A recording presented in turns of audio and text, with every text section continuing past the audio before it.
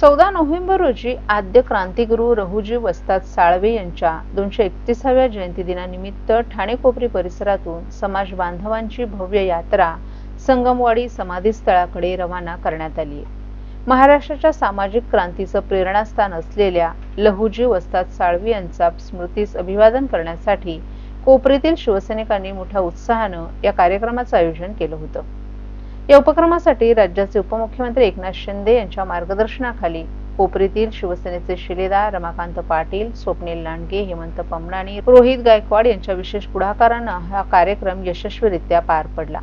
तसंच विभाग प्रमुख प्रशांत पाटील, सचिन टिबरेवाल, दीपक आहुजा, मनीष साळवे यांच्या सहकार्याने समाज बांधवांसाठी बसची व्यवस्था, पिण्याच्या पाण्याची सोय आणि नाश्त्याचं नियोजन अत्यंत उत्कृष्टरित्या करण्यात आलं होतं।